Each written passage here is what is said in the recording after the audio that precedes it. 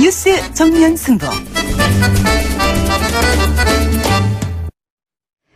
네, 뉴스 정면 승부 4부 정치토론 이어가겠습니다. 경희대 법과대학 노동일 교수, 정치평론가 박상병 박사 두 분 함께하고 계십니다. 국민의당 이야기까지 했었고요. 민주당 경선 레이스 좀 더 얘기해 볼 텐데 그전에 국민의당 얘기 아까 조금 하다 만 거 해보죠. 제3지대 이야기 했잖아요. 박상병 박사님, 네. 노동일 교수님. 저희 청취자분들 중에 남경필, 유승민, 그러니까 바른정당 쪽이죠. 과 안철수 합계 연정을 한다면 문재인을 이길 수 있다 이런 의견도 주셨어요. 이게 여야가 아까 말한 제3지대에서 뭉치는 것, 친박과 친문을 뺀 세력들이 뭉치는 것, 국민의 지지가 뒤따라 줄 거라고 보십니까? 저는 그럴 수 있는 것이 뭐냐면요. 지금 이 탄핵 정국의 네. 촛불 정국의 화두가 뭐냐면은 우리 정치를 통째로 바꿔야 된다는 겁니다. 자, 우리 정치를 조금 더 깊게 들어가면은 그동안에 기득권 정치의 상징이 기호 예. 1번과 기호 2번이 나눠가졌습니다. 적대적인 공생관계입니다. 드디어 이제 파열구를 내고 있는 거죠. 파열구를. 왜? 봐보세요. 새누리당 집권당 친박 패권에 지금 바른정당이 떨쳐 나왔습니다. 그걸 비판하면서. 왜? 친박 패권은 어떤 경우에도 그들이 기득권을 놓치지 않았어요. 예. 떨어져 나왔습니다. 또 민주당 같은 경우에는 친문 또는 친노 패권에 국민의당이 떨어져 나왔습니다. 네. 자, 그 패권을 깨자라고 얘기했던 많은 사람들이 제3지대로 떨어져 나와버렸어요. 국민들은 지난 총선 때 국민의당에 제3당의 지위를 부여했습니다. 정당 투표 1위가 나왔습니다. 다시 말하면 국민들은 이제는 기성처럼 선거 제도를 통해서 1번, 2번이 나눠 갖는 이런 적대적인 공정에게 한번 바꿔보자라고 하는 취지이기 때문에 그 사람들이 제3지대에 모였지 않습니까? 중도 보수와 중도가 같이 있는 겁니다. 그것을 묻는데 뭐가 문제가 되나요? 노동일 교수님도 동의하세요? 여야, 지금 여야 싸움도 아니고 진보 보수 싸움도 아니고 패권주의가 싫은 사람들이 나와서 정치 교체를 하자. 이게 지금 여론이라고 박상현 박사님 보시는 것 같은데요? 근데 저는 여론보다 정치 현실적으로 가능성이 있다고 봅니다. 예. 왜냐하면 다들 지금 얘기되는 그런 사람들이 혼자서는 1등하기 어려운 사람들이거든요. 예. 절대로. 예. 그렇기 때문에 현실적인 타겟책이 그거밖에 없습니다. 지금 현재로서는. 안철수 전 대표도 계속해서 지금 몇 년째 대선 주자지만 지금 지지율이 떨어지고 있고요. 오히려. 예. 그러면서 타겟책이 좀 그런 것들이죠. 거기다가 또 예를 들어서 좀 금상첨화하자면 손학규, 김종인, 기타 등등 정운찬. 다 모여가지고 네네네. 원샷 경선 한다든가 해가지고 할 수 있다면 충분히 현실적으로 가능한 정치공학적으로 가능한 연대라고 보여집니다. 네. 그러나 과연 그게 국민들에게 어떤 그 정치는 명분인데 명분이 크게 주어질까? 그분들은 너무 생각이 다른 분들이 많습니다. 네. 유승민 안철수라고 하는 두 사람만 보더라도 안철수 전 대표는 사드 절대 반대로 했던 사람 예. 아닙니까? 유승민은 절대 찬성입니다. 해야 되고, 그거는. 예. 안보의 철저한 보수라고 얘기하고 있고요. 그런 사람들이 모인 그런 어떤 제3지대가 대통령 국민들에게 크게 설득력이 있을까 하는 부분은 좀 의구심인데 예. 한 가지 변수가 지금 얘기하는 여야 두 양쪽 대결이 지금 아니라는 겁니다. 사실은. 네. 옛날처럼 과거처럼 해서 여야 양쪽 대결이 있고 그다음에 나머지 사람들이 모여서 제3지대라면 별다른 힘을 발휘 못하는데 이번에는 여당 후보가 없다는 이제 여권 쪽에 지금 현재 네. 현 여권 뚜렷한 후보가 없다는 점이 하나의 변수여서 거기서 만약에 정말 어떤 식으로든 정치 공학적이든 현실적이든 간에 한 사람이 만약 선출된다면 문재인 대표와 1대1 구도 형성할 수 있죠. 충분히. 예. 지금 우리 지금 벚꽃 대선 얘기하잖아요. 박 박사님도 조금 전에 4월 말이나 5월 초 대선 네. 가능성 몇 달 안 남았어요. 진짜 석 달 넉 달밖에 안 남았는데 그럼요. 판이 그렇게 확 바뀔 수 있을까 이 안에. 지금대로라면 지지율 1위인 문재인 전 대표가 대권을 탈환할 그러니까 대통령이 될 가능성이 있지 않을까. 그런 해석이 가능할까요? 아니면 서너 달이면 판도를 바꿀 시간이 충분하다라고 봐야 될까요? 제가요. 예. 우리 선거 정치의 특징이 뭐냐면은 내일 일어날 일을 오늘 얘기하면 안 됩니다. 그렇더라도 우린 얘기해야 되는 사람들이잖아요. 바로 그래서 예. 신중하게 하자. 그래서 신중하게. 신중하게 하자. 선거 정치를 볼 때 예측을 해가지고 네. 실패한 경우가 많습니다. 합리를 뛰어넘습니다. 그런다 그 합리를 뛰어넘으면 그 비합리냐? 그것 또한 합리였다는 거죠. 그것 또한 합리였다는 겁니다. 자, 봐보세요. 미국의 트럼프 대통령이 됐습니다. 그게 합리적인 겁니까? 뉴욕타임스도 미국의 몰락을 얘기할 정도입니다. 그런데 어떻게 보면은 그것 또한 미국의 합리인 거예요. 자, 영국의 브렉시트 누가 예상했습니까? 이런 것들이 그러니까 지금 말한 것은 기존에 있었던 우리의 기득권이 가지고 있던 정치 담론, 경제 담론이 예. 통째로 지금 무너지고 있다는 겁니다. 왜? 근본권 폐하가 크기 때문에. 우리 정치도 예외가 아닌 거예요. 그동안에 기호 1번과 2번이 우리 정치를 독점하면서 그들만의 패권 정치를 유지해 왔다는 겁니다. 예. 이제는 그걸 깰 때가 됐다는 얘기예요. 이제는 그거를 깰 수 있는 근거가 조금씩 마련되고 있다. 이거는 뭐냐면은 미국도 마찬가지고요. 예. 영국도 마찬가지고 남부 유럽 같은 경우는 지금 거의 다 이런 경향입니다.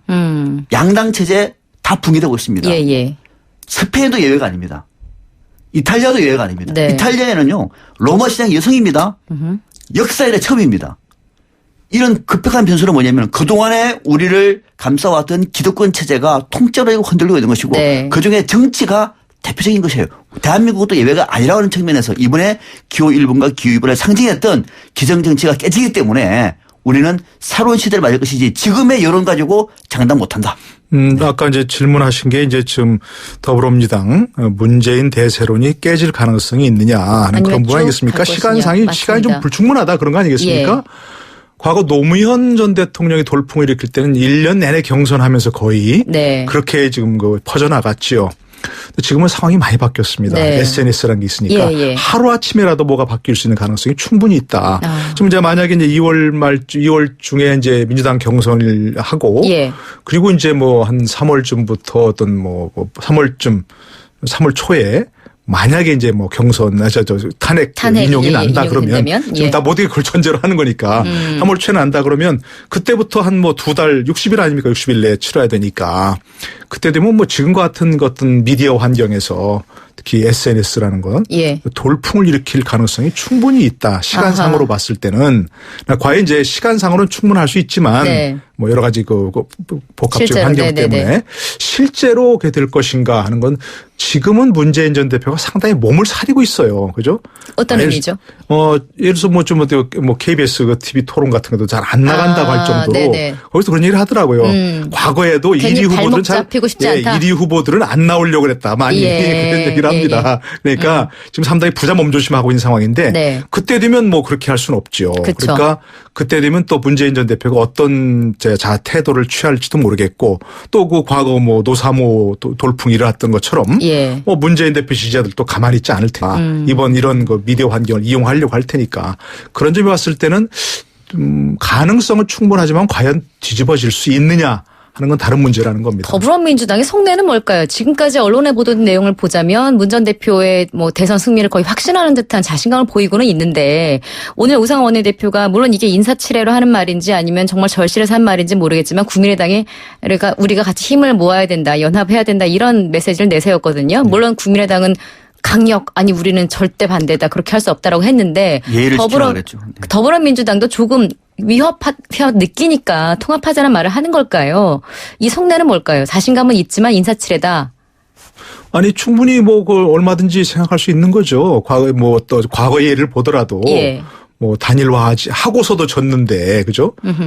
문재인 대표 혼자 본선에 올라가서도 졌는데 네. 근소한 차이로 지금 상황이 바뀔 수 있는 여지가 한두 번 있는 것이 결국 탄핵 인용됐을 때 예. 지금과 같은 그대로 여권이 지금 지리멸렬한 보수 세력이 그 상태로 갈 것이냐 좀 그렇지 않을 거라고 생각합니다. 네. 그때 되면 또 상당 부분 어느 쪽으로든 보수 세력의 일종의 결집이 일어날 것이고 이거 만약에 또 그 대통령이 탄핵이 되고 그다음에 집에 가셨는데 또 뭐 검찰 수사를 받는다든가 네.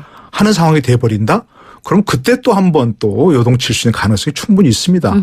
그렇기 때문에 지금 현재 일이라 하더라도 부자 몸조심하고 있지만 절대로 그게 있을 수 없다고 아까 제가 말씀드린 것처럼 예, 그대로 예. 있을 수 없다는 게 바로 이제 무상호 원내대표의 그런 상황이고 예. 그러니까 제가 보기에 그 연설 쭉 봤는데 네. 뭐 그렇다고 절실하게 우리 꼭 해야 합니다. 이런 태도는 아닌 것 같아요.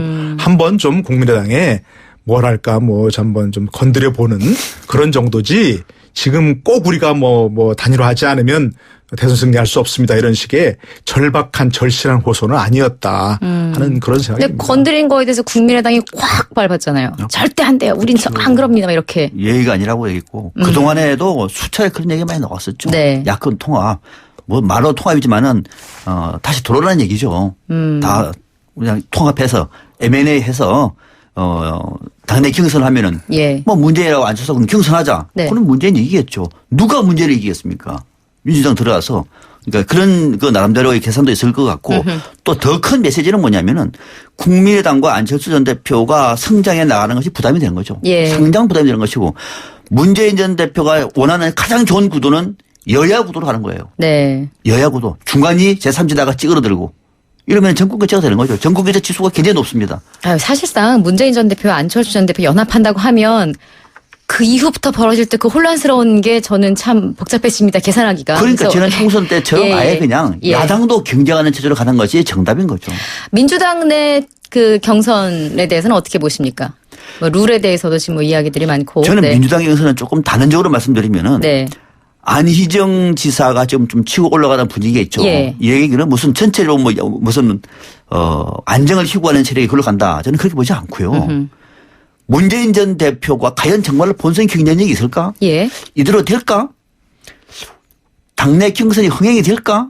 라고 하는 야당, 특히 예. 민주당 지지 세력이 표가 상당 부분 안희정 지사 쪽으로 좀 몰린다고 봅니다. 아. 그러니까 문재인 전 대표에 대한 우려, 네. 동시에 경선에 대한 흥행 이런 것들을 두루두루 감안해서 민주당 주변에 있던 사람들이 뭉쳐서 안희정으로 가는 것이지 그것이 아닌 중도나 여권 지지나 보수표가 안희정 지사 참 안정적이네. 저런 사람 괜찮네 해서 표가 가는 건 저는 거의 없다고 봐요. 그래서 안희정 지사 쪽으로 가는 표는 문재인에 대한 일종의 견제구다. 네. 라고 하는 생각을 갖고 있고 그럼에도 불구하고 민주당 경선은 안희정 지사가 돌풍은 일으킬 수 있겠으나 대선 후보가 되기는 어렵다. 당내 세력은 이미 친문으로 거의 구축이 됐다고 저는 봅니다. 노동일 교수님. 네, 저 아까 그 박상민 박사님 분명히 예측하는 건 위험하다고 말씀하셨는데 이렇게 단정하시면 곤란한데 저는 그 조금 예. 의견이 다른 것이요. 네. 경선에서는 안희정 지사가 얼마든지 가능성 있는 모습을 보일 수 있다고 생각합니다. 물론 뒤집을 가능성도 얼마든지 네. 있고요. 왜냐하면 조금 전에 얘기하셨지만 당내 경선이라고 한다면 지금 얘기하신 대로 당내 뭐 이른바 뭐 패권이라고 해도 좋고 예. 어쨌든 뭐 모든 세력을 장악하고 있는 그런 문재인계라고 해도 좋고 그런 사람도 이길 수 없죠. 지금은 그게 아닙니다. 완전 국민 경선입니다. 이거는 예. 그야말로 당원도 그렇고 비당원도 그렇고 모두 한 표를 부여하는 완전 국민 경선제를 채택하기 때문에 예. 그것도 민주당의 고육지책이겠죠. 뭐 당원들에게 뭐 좀 더 플러스 알파를 주면 예. 분명히 그러면 해보나마나한 경선이다 이렇게 될 거기 때문에 그렇게 할 수밖에 없었고 그리고 지금 이재명 그 서울 성남시장 같은 경우는 상당히 지금 좀 하락세를 면치 못하고 있거든요. 네. 좀 그런 면에서 아마 당내 경선에서도 유의미한 경쟁은 되지 않을 거고 그런 표들도 아마 안희정 지사에 모일 수 쪽으로. 있고 네네. 왜냐하면 문재인 전 대표를 지지해봐야 의미 없는 그런 걸 알거든요. 본인들도. 네. 결과 뭐 국민 경선이라 하더라도 예. 어차피 될 사람은 뭐 될 것 같다 이러니까 오히려 당내 경선을 흥행으로 만들 것 아니면 또 예. 뭐 이렇다 정말 뭐 세대 교체라든지 정치 교체 이런 것도 또 의미 있는 뭐 그런 것들이 있을 수 있으니까 아마 그쪽으로 오히려 몰릴 가능성이 있어서 저는 충분히 흥미있는 경선이 될 거고 아마도 뭐 정말 역전까지도 바라볼 수 있는 안희정 지사의. 네. 지금 예. 추세가 그렇거든요. 어허. 추세가 계속해서 좀 확장되는 그런 노 추세이기 교수님 때문에. 말씀하신 대로 예. 그 민주당이 완전 국민 경선제를 룰로 택했잖아요. 그러니까 당원이 아닌 사람들도 투표할 수 있는 이러다 보니까 사실 그 상대당 그러니까 그 새누리당이 될 수도 있고요. 뭐 다른 타당들 국민의당이 될 수도 있고요. 민주당이 아닌 타당들에서 누구나 투표할 수 있는 거라면 그 전략적으로 악용해서 이 룰을 좀 악용해서 민주당 경선을 좀 혼란에 빠뜨릴 수 있는 이 여지는 어떻게 보세요? 이게 악용될 이른바 가능성은 역선택이 크게 가능하지 그렇죠. 않느냐 예, 예. 그런 얘기겠죠. 뭐 충분히 있을 수 있는 얘기입니다. 그러나 역선택이 의미가 있으려면 과연 정말 이래서 새누리당 지지하는데 네. 상대적으로 약한 후보를 뭐 택할 거야 야당에서. 그러니까, 예. 그래서 그런 의미 있는 집단이 몰려가야 되는데 저는 뭐 새누리당 지지자 중에서 그렇게까지 열성적으로 미비할 거다? 참여할 사람이 많지 않을 거라고 보여지고요. 네. 역선택을 하더라도 만약에 그러면 문재인을 택하는 게 오히려 약할까 안희정을 택하는 게 약할까 그분은 확신할 수가 없습니다. 역선택을 하려는 사람이라 할지라도 네. 그렇기 때문에 그런 효과는 그렇게 크지 않으리라고 봅니다. 일반 국민이거든요. 예. 특정 정당의 당원들은 어렵습니다 하기가. 네. 그러니까 만약에 박성병이가 네네네. 새누리당을 지지한다고 칩시다. 새누리당을 지지 당원이 아닐 경우에 네. 새누리당을 지지하면 가서 투표할 수가 있죠. 그런데 네. 새누리당 당원이 못하고. 안 되는 거 어려운 거는 안 되는 거죠. 네. 그래서 그 역할이 얼마나 될까? 오히려 민주당 같은 경우에는 문재인 전 대표를 지지하는 강고한 모바일 그룹 또는 당원 그룹이 형성되어 있습니다. 이 사람들은 투표율이 굉장히 높습니다. 그렇더라도 완전 압도적으로 국민 많습니다. 경선제면 그러니까, 당원이 아닌 사람들도 하니까. 그 예. 사람들은 그럼 전체적으로 안희정 지사를 지지할까요? 혹은 이재명 시장이든. 그러니까 분산은 된다고 보는 것이고 네. 그러니까 확보된 당내 세력은 문재인 표로 갈 것이고 네. 그렇지 않는 일반 당원, 일반 국민들 같은 경우는 표가 분산되겠죠. 이재명으로도 가고 안희정으로도 가고 문재인으로도 가겠죠. 예. 그럼 합산하면요. 결국은 당내 기득권을 갖고 있는 이 문재인 전 대표가 훨씬 더 유리하다는 거죠. 이거를 바꾸기가 박상현 어렵다는 박사님은 거죠. 국민 경선제 당 룰이 어떻든 간에 민주당의 후보는 문재인이 될 것이다. 그거를 국민의당에서 안철수 전 대표가 당을 깨고 나올 때 예. 확고하게 느낀 게 그런 거예요. 오죽해서 패권 정당이라고 얘기하는 것은 뭐냐면은 그러니까 이 정당의 전체적인 문제점이 아니라 이 패권 정당 안에서는 경쟁 자체가 어렵다는 겁니다. 박원순 시장 사퇴했습니다. 사퇴한 이유가 뭐죠? 안 뜹니다. 이재명 시장 곧 아마 추락할 겁니다. 안 됩니다. 친노 친문이 아니면 힘들어요. 이미 당을 장악하고 있습니다. 많은 국민들이 2천만 국민들이 다 살려들면 모르겠습니다만 박원순 시장이 지지율이 떨어진 게 패권주의 때문이라는 건 조금 아니죠. 박원순 시장이 얘기를 했습니다. 이재명 시장도 얘기했습니다. 등 뒤에서 우리끼리 가깝지 말자. 박원순 네. 시장 같은 경우에도 이번 같은 경우에 당내에서 비문 그룹으로서 네. 자신의 지지율을 높이기가 쉽지가 않아요. 본인도 알고 있었던 것이고 그렇게도 얘기를 했던 겁니다. 물론 조용하게 불출마선 했습니다만 예. 그러니까 적어도 민주당 안에서의 공정성은 담보가 되겠으나 네. 그 공정성의 전반적인 축적된 자산은 결국은 문재인 전 대표에게 결정적으로 유리하게 될 수밖에 없었다. 지금까지도. 그러면은 앞으로의 당내 경선도 예외가 아닐 것이다. 이렇게 예상을 하는 거죠. 두 번 말씀 들으니까 민주당 경선이 더 흥미로워지는데요. 안희정 지사의 약진도 좀 흥미롭게 지켜봐야 될 부분일 것 같고요. 네, 아까 제가 대답한 건 이제 그 질문하신 게 역선택이 가능하지 않느냐 그 네네. 부분이었고 네. 뭐 그런 걸 다 포함해서 뭐 결과를 예측하자면 물론 현재로서도 그렇고 앞으로도 문재인 전 대표가 절대적으로 유리한 게 분명하지요. 네. 뭐 예를 들어서 다른 사람들이 몰려들더라도 뭐 될 사람을 찍어주자는 부분이가 우선 있을 수 있고 첫 번째로 예. 그래야 경쟁력이 가장 높은 후보를 뽑아지 않느냐 하는 게 우선 있을 수 있고 또 아까 얘기한 대로 뭐 골수 지지자들은 더 많이 갈 거고 말이죠. 예.